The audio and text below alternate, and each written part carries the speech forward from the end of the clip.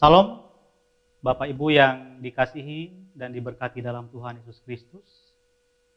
Kembali lagi kita pada hari ini, Jumat 23 Oktober tahun 2020, dalam renungan GKI Tamiang Layang. Dan biarlah melewati renungan yang akan kita renungkan bersama hari ini, kita pun semakin diberkati dan dikuatkan oleh Tuhan.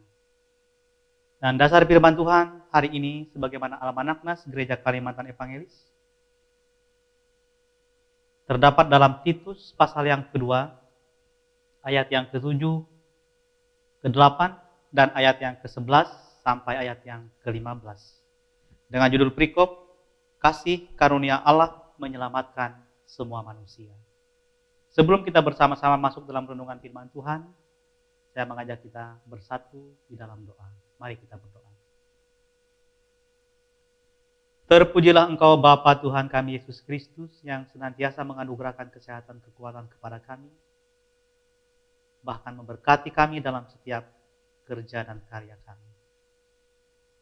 Terima kasih hari ini kami kembali boleh diperhadapkan dengan renungan firman Tuhan. Dan biarlah melewati firman Tuhan yang akan disampaikan kepada kami hari ini, kami terus diberkati, kami terus dikuatkan dan dimampukan untuk menjalankan hari-hari hidup kami seturut dan sesuai dengan kehendak dan firman Tuhan. Hamba-Mu yang akan menyampaikan firman Tuhan dalam keterbatasan, kelemahan dan kekurangan, diberkati dan dipakai oleh Tuhan sebagai alat di tangan Tuhan untuk mewartakan kebenaran firman Tuhan untuk kami pada hari ini. Seluruh jemaat yang mendengarkannya dimanapun berada, kiranya juga diberkati oleh Tuhan melewati firman Tuhan hari ini. Dalam nama Tuhan Yesus Kristus kami berdoa. Amin. Bapak dan Ibu sidang jemaat yang dikasihi dan diberkati dalam Tuhan Yesus Kristus,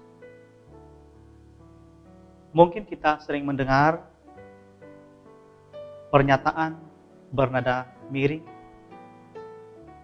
yang sepertinya ingin menyudutkan kehidupan kita sebagai orang Kristen. Contohnya seperti ini, Bapak Ibu. Enak sekali menjadi orang Kristen ya.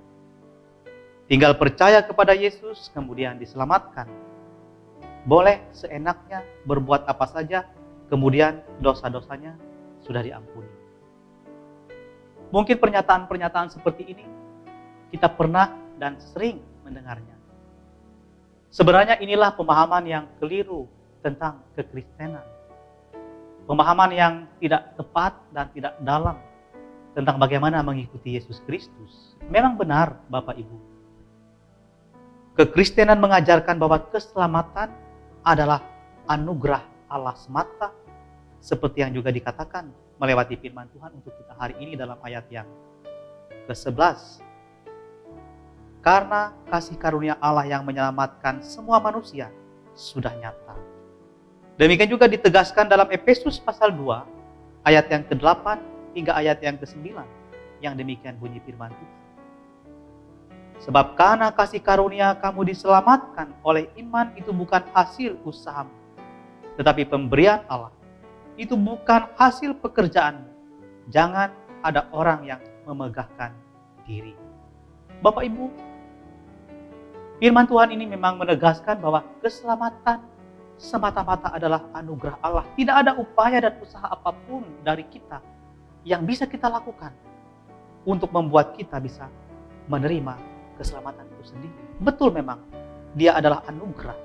Dia adalah pemberian Allah yang sempurna yang diberikan secara cuma-cuma kepada setiap orang. Tetapi pernyataannya adalah bukan berarti sekalipun kita telah mendapat anugerah itu, lalu dalam hidup kita bebas berbuat apa saja.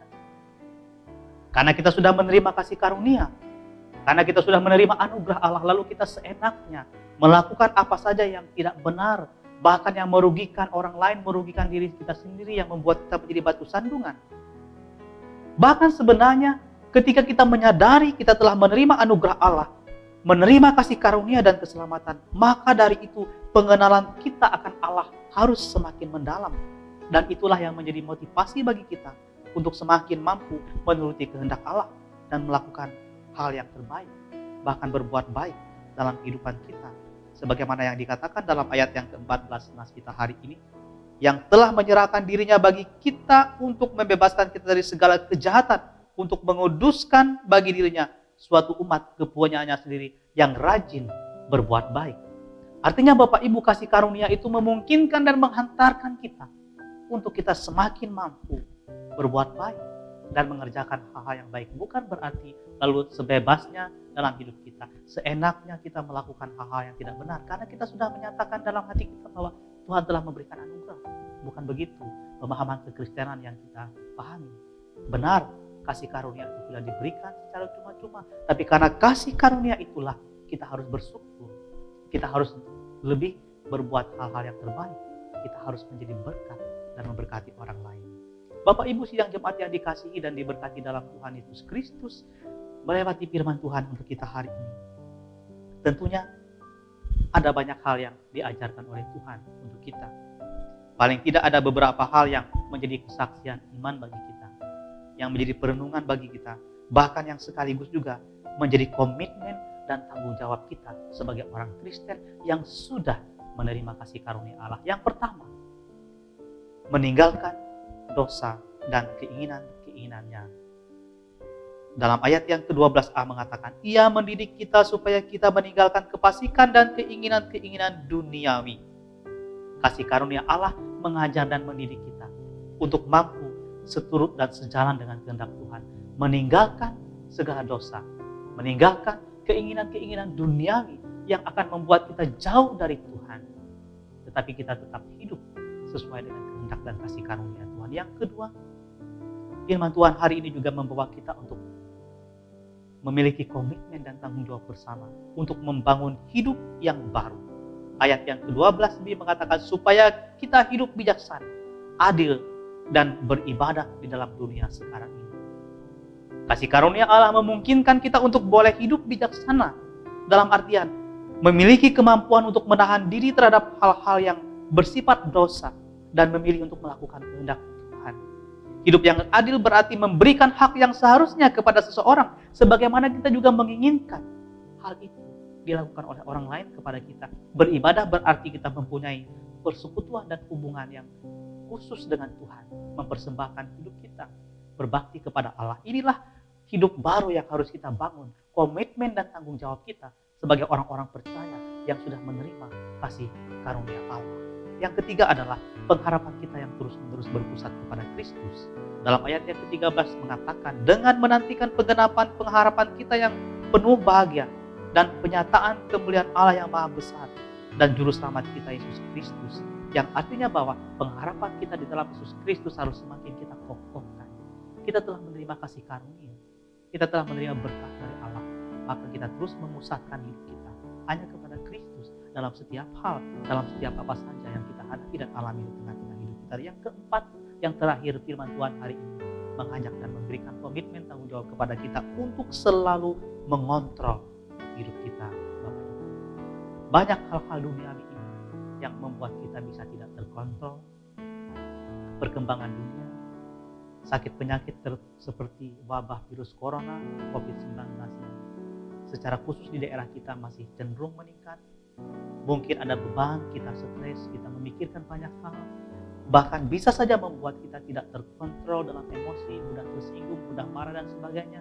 Nah, inilah kesempatan bagi kita untuk semakin memperkuat iman kita, mengokohkan keyakinan kita, mengontrol diri kita, mengendalikan diri kita. Kita ingat, kita telah menerima kasih karunia Allah. Kita tidak boleh menyia-nyiakan kasih karunia itu untuk hal-hal yang bersifat dosa yang membuat kita tidak mendapat berkat dari Tuhan. Oleh karena itu, marilah kita berkomitmen untuk meninggalkan dosa, membangun hidup yang baru yang didasarkan atas segala perjuangan dengan pengharapan iman kita hanya kepada Tuhan Yesus Kristus. Saya percaya, sekalipun banyak tantangan yang kita hadapi di tengah-tengah dunia ini, saya percaya juga Bapak Ibu sidang jemaat sekalian dengan segala problema yang dihadapi, ketika mengingat kasih karunia Allah, kita tentu akan terus mampu bersyukur. Betul banyak tantangan, betul banyak pergumulan yang kita hadapi, tapi Tuhan menolong dan memampukan kita untuk menghadapi setiap hal, setiap tantangan dalam hidup kita. Karena itu firman Tuhan hari ini juga memberi pesan kepada kita. Itulah tanggung jawab kita sebagai orang percaya atas kasih karunia Allah yang sudah diberikannya dalam hidup kita setiap hari. Tuhan memberkati kita sekali. Tuhan memberkati seluruh Bapak Ibu saudara jemaat sekalian dimanapun berada. Dan kiranya kasih karunia berkat Allah senantiasa bertahta dalam hidup Bapak Ibu dan kita semua.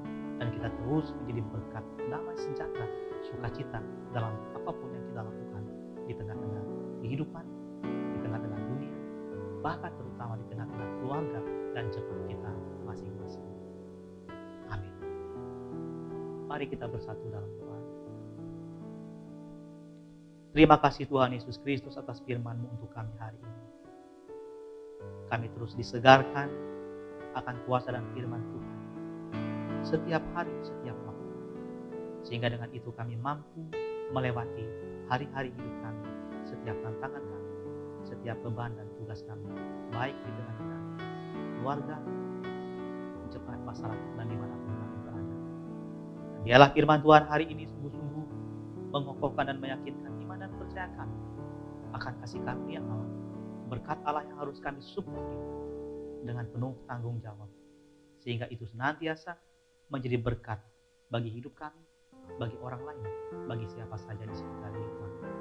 Kami terus berdoa bagi segenap pelayanan gereja yang dilakukan oleh para hamba-Mu di tengah-tengah pandemi COVID-19 ini, baik ibadah secara langsung di gereja, di rumah masing-masing, ataupun ibadah online secara virtual. Berkati semua pekerjaan Tuhan ini. Berkati para hamba-Mu, para pendeta, ketua diakon, pemimpin, dan segenap pelayanan gereja, agar mereka terus mampu, agar kami terus mampu menyaksikan kebenaran firman-Mu, terutama kami tetap sehat dan kuat. Bahkan jemaat yang kami layani juga diberkati oleh Tuhan dalam keadaan baik dan sehat. Pemerintah bangsa negara kami, pemimpin kami secara khusus, pemimpin kami yang ada di Barito Timur, bupati, wakil bupati, dan segenap jajaran pemerintahan, terutama tim COVID-19 kabupaten, kecamatan, sampai ke desa. Mampukan mereka untuk bekerja keras, bekerja secara maksimal, memohon berkat dari Tuhan, agar mampu mengantisipasi, menghambat penyebaran virus Corona COVID-19 ini. Sehingga dengan demikian daerah kami pun pada saatnya akan kembali kepada zona hijau, zona aman, zona normal dari COVID-19. Hanya ke dalam tangan pengasihan Tuhan kami menyerahkan setiap harapan, setiap keinginan, dan harapan kami bahkan untuk diberkati dan disertai oleh Tuhan Yesus Kristus. Terima kasih Bapa. Inilah doa dan ucapan syukur kami atas firman bagi kami pada hari ini. Dalam nama Tuhan Yesus Kristus kami berdoa dan mengucap syukur. Amin.